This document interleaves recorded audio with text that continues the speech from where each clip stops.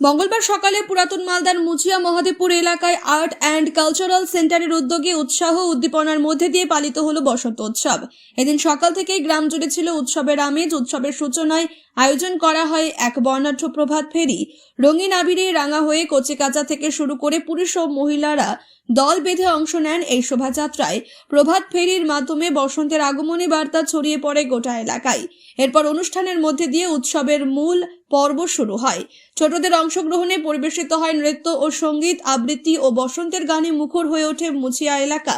উপস্থিত দর্শকরাও করতালির মাধ্যমে অংশগ্রহণকারীদের উৎসাহিত করে। আয়োজকদের পক্ষ থেকে জানানো হয়, গ্রামীণ সংস্কৃতি ও ঐতিহ্যকে নতুন প্রজন্মের কাছে তুলে ধরতেই এই বসন্ত উৎসবের আয়োজন। সকলের স্বতঃস্ফূর্ত অংশগ্রহণে অনুষ্ঠানটি এক মিলন মেলায় পরিণত হয়। সব মিলিয়ে রং, সুর ও আনন্দে ভরপুর এক প্রাণবন্ত পরিবেশে বসন্তকে বরণ করে নিল মুচিয়া এলাকা।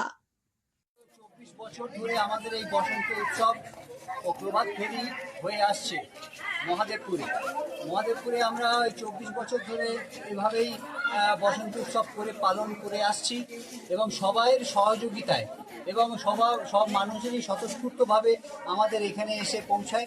আমরা এটা আরও বেশি পরিমাণে যাতে মানুষের মধ্যে জাগাতে পারি যে বসন্ত উৎসবটা শুধু আমাদের রং খেলা নয় বা মারপিট বা এসব নানা রকম অশান্তি তৈরি হয়, সেখানে আমরা এখানে একটা ভ্রাতৃত্ববোধের এবং শান্তির একটা বার্তা দিতে চেয়েছি এই বসন্ত উৎসব এবং প্রভাত ফেরির মাধ্যমে দিয়ে।